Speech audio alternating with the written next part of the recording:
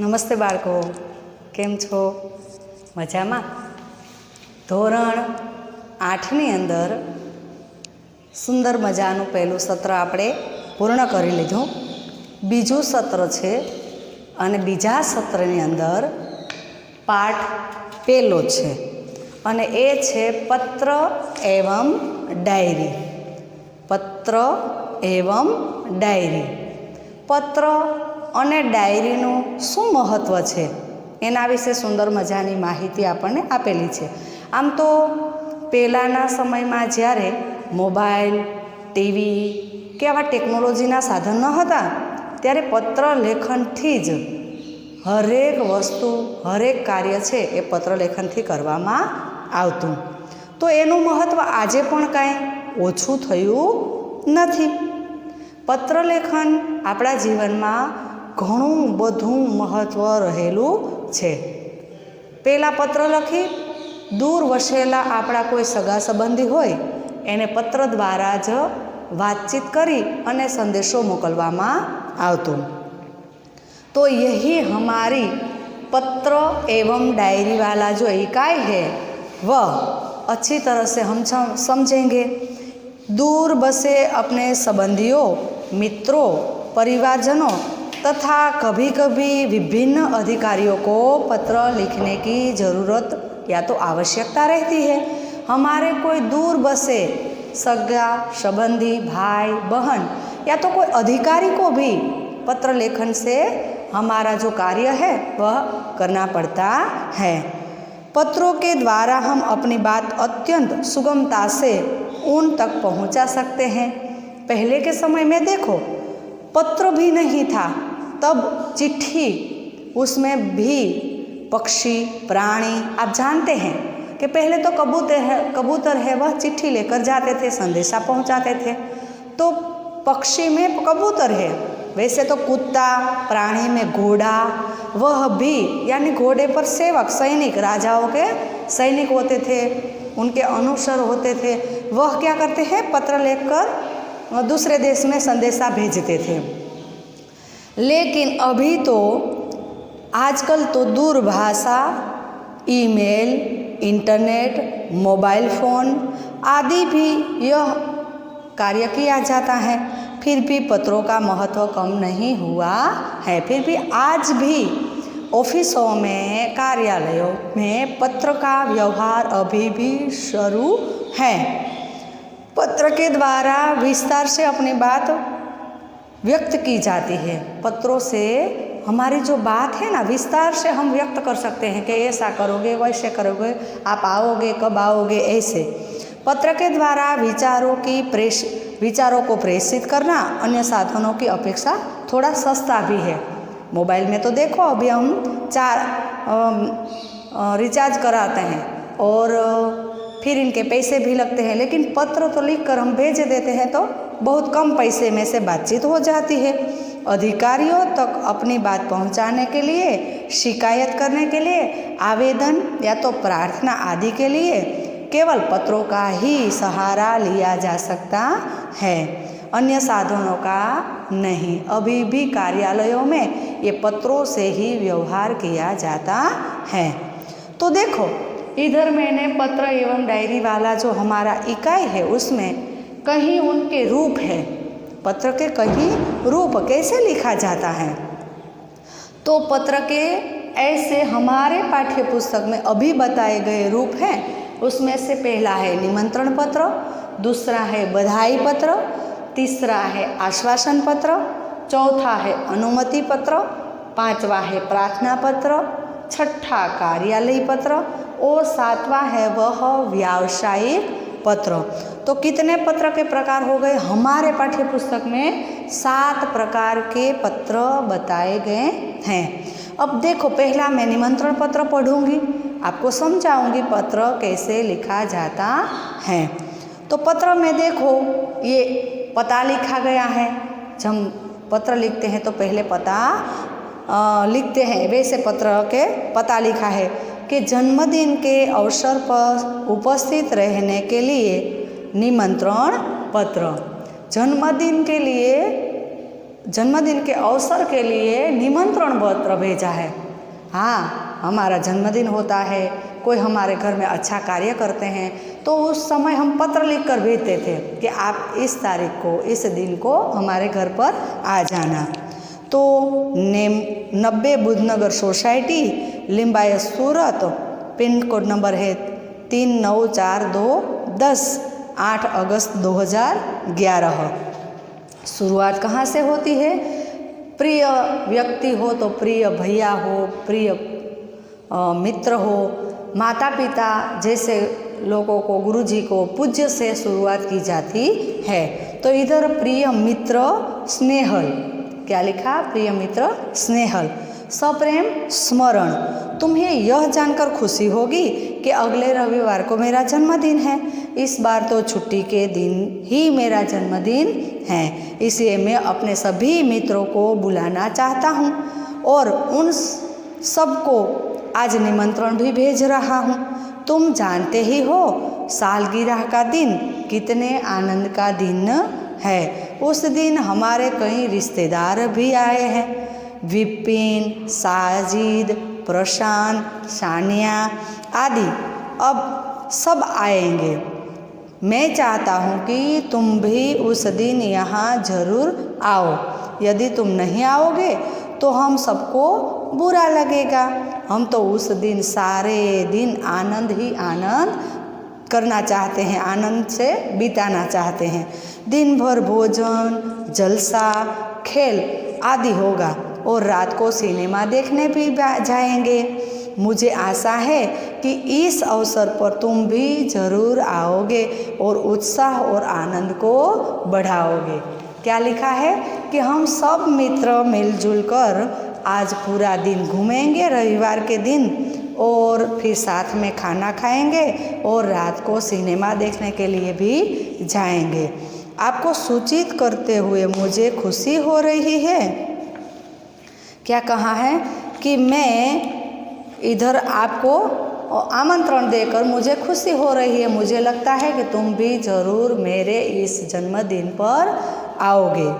फिर कहा कि तुम्हारे माता पिता को मेरा सादर प्रणाम, भाई कमल और बहन संगीता को प्यार। तुम्हारे आगमन की मैं प्रतीक्षा करूँगा। क्या लिखा कि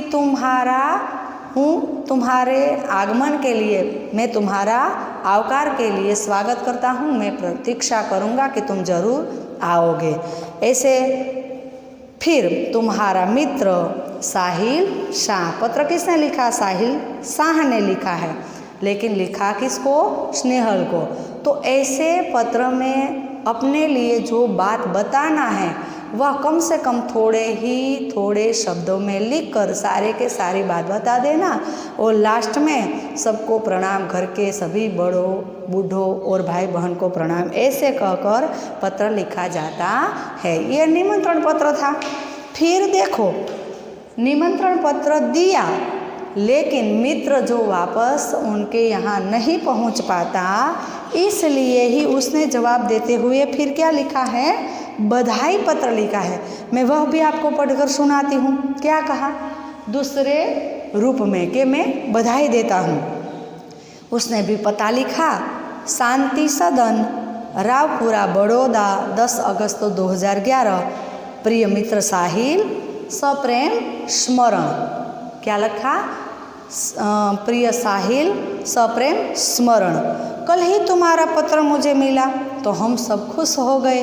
हमें तुम्हारी सालगिरह का निमंत्रण भी मिला और जानकर विशेष प्रसन्नता भी हुई कि कल ही तुम्हारी सालगिरह है। इधर माँ कुछ दिनों से बीमार रहती हैं और पिताजी को सुबह 10 बजे ही दफ्तर जाना पड़ता है। दर्शना को भी सुबह स्कूल जाना पड़ता है और वह तो है भी छोटी। इस कारण घर का बोझ मुझ पर ही है। अब तुम ही कहो, यह सारा बोझ किसको सौंपकर तुमसे मिलने के लिए आ जाऊं? मेरे दिल में तो बहुत होता है कि इस शुभ अवसर पर उड़कर तुम्हारे पास आ जाऊं, परंतु घर की स्थिति का विचार करके विवश हो जाता हूं और मन करते हुए भी नहीं आ पाता। तुम तो अब 1 साल मेरे से बड़े हो गए हो। इस अवसर पर मैं तुम्हें बधाई क्यों न दूं? मैं तो चाहता हूँ कि बार बार तुम्हारी सालगिरह आया करे और हमें खुशियाँ मनाने का मौका मिले। इस मंगल अवसर पर उपस्थित न रह सकते हुए भी मेरे दिल में तुम्हारे लिए शुभकामना है। मैं चाहता हूँ कि ईश्वर तुम्हें चिरंजीवी रखे और तुम्हारा नया वर्ष है वह शुभदायी हो। तुम्हारा मित्र स्नेहल। अब स्नेहल ने उनको बधाई देते हुए लिखा कि माँ भी बीमार रहती है, पिताजी ऑफिस चले जाते हैं, तो मैं आपके जन्मदिन पर उपस्थित नहीं रह सकूँगा, इसलिए मैं पत्र के माध्यम से आपको बधाई देता हूँ कि आप अपने जीवन में खूब खुशियाँ ही खुशियाँ मनाएं और आपका जन्मदिन सालगिरह आया करे और आप सदा के लिए खुशियाँ ही खुशियाँ मनाते रहे। इसलिए उसने क्या लिखा है? बधाई पत्र लिखा है। देखो बच्चों, ये 2 पत्र है ना, हम जब पढ़ते हैं तो आपको पता है कि जब हम क्लास में स्कूल में पढ़ाई करने के लिए आते हैं तो पहले हम क्या लिखते हैं? तो ये दूसरा सत्र शुरू हुआ तब पहले पत्र एवं डायरी इकाई का नाम लिख लेना, आगे अनुक्रमिका कर लेना और जो जो शब्दार्थ दिए गए हैं पत्र में वह पहले सब सारे के सारे पत्र में शब्दार्थ लिख लेना। फिर शब्दार्थ लिखने के बाद हमें जो ये 2 पत्र पढ़े हैं ना, निमंत्रण पत्र और बधाई पत्र, ये दोनों के दोनों पत्र हैं वह आप पहले आपकी फेयर नोट में लिख लेना। अब देखो, ये जो तीसरा पत्र है वह भी मैं आपको पढ़ा कर सुनाती हूँ और या तो पढ़वाती हूँ। फिर जो चौथा, 5वां, 6ठा और 7वां जो पत्र है आप अपनी कॉपी में से अच्छी तरह से देखकर पढ़ लेना। ये है तीसरा आश्वासन पत्र। देखो, आश्वासन कब दिया जाता है? तो कोई बीमार हो, कोई पढ़ने में अनुपस्थित हो, नापास हो गए वाले बच्चे हो, कोई कार्यक्रम में भाग लिया हो और उनका नंबर नहीं आया हो, तब वह निराश हो जाता है, तब आश्वासन पत्र लिखा जाता है। तो देखो, इनके विषय के बारे में लिखा है कि खेल महाकुंभ में असफल यानी अच्छा प्रदर्शन नहीं करने के लिए सखी को आश्वासन पत्र।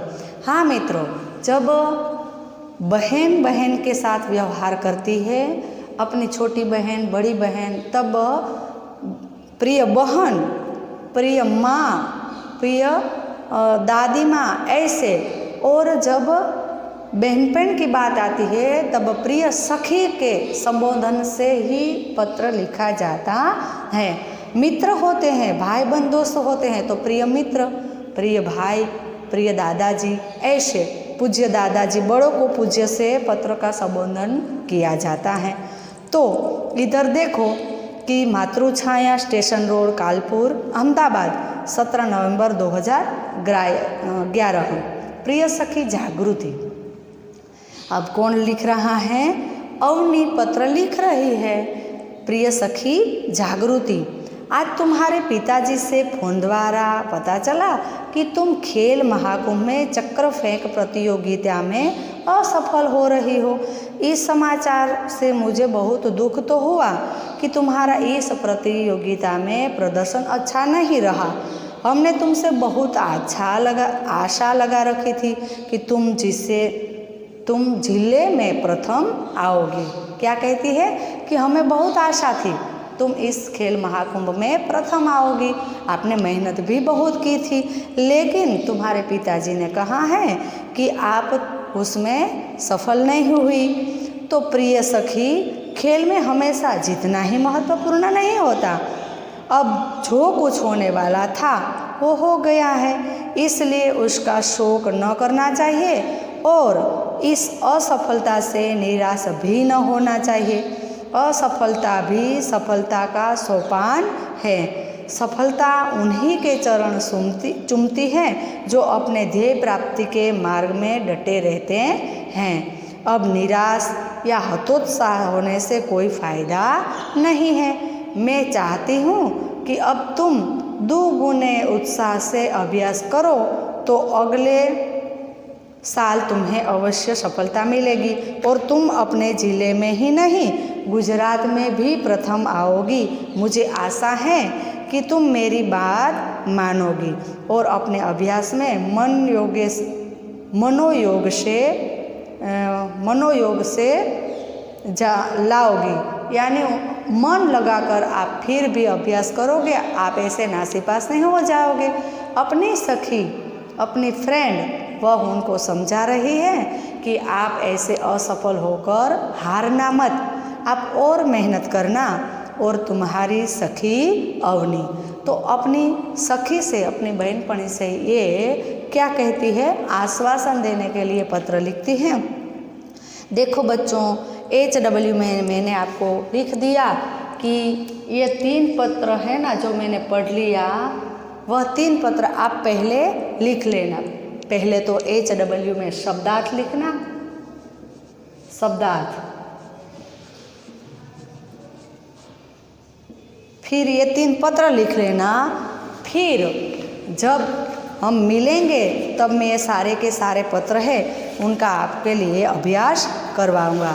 लेकिन अब डायरी लेखन है उसका भी बहुत सारा महत्व है जीवन में। पत्र एवं डायरी, कई लोग हैं ना, वह सुबह उठते ही शाम तक जो कार्य करते हैं ना उनको रोजनिशी कहते हैं।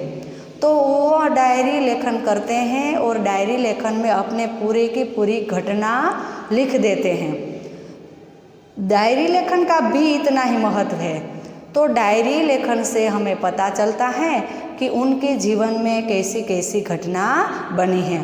ये बहुत सारे वैज्ञानिक हैं, बहुत सारे बड़े बड़े लोग होते हैं, वह क्या करते हैं, ऐसे ही डायरी लिखते हैं।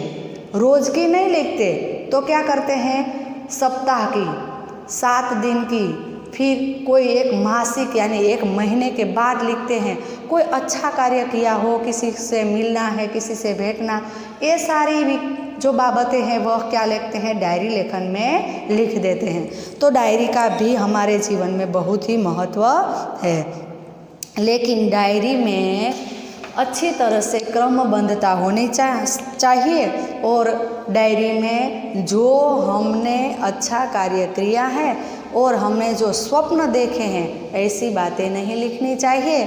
तो आप ये डायरी लेखन का महत्व पढ़ लोगे तो आपको बहुत अच्छी तरह से समझ में आ जाएगा कि डायरी का भी हमारे जीवन में कितना महत्व है। बहुत बड़े बड़े लोगों की उनकी बातें कैसे हमें पता चलती है, क्योंकि वह अपनी डायरी में सब कुछ लिखते हैं, इसलिए उनका भावी फिर वह चले जाने के बाद भी हम उनकी डायरी पढ़कर उनके जीवन के बारे में पता चला सकते हैं। तो डायरी का भी बहुत हमारे जीवन में महत्व है। हम जब मिलेंगे तो सारे के सारे पत्र और डायरी लेखन का महत्व मैं आपको समझाऊंगी। अच्छी तरह से आप उनको पढ़ लेना और ये 3 पत्र भी लिख लेना। फिर अभ्यास के जो दिए गए प्रश्न हैं, निर्देशिक विषय के बारे में पत्र लिखिए, वह पत्र हमारे पाठ्य में दिए गए हैं, वह आप तीनों के 3 प्रश्न लिख लेना। आवजो।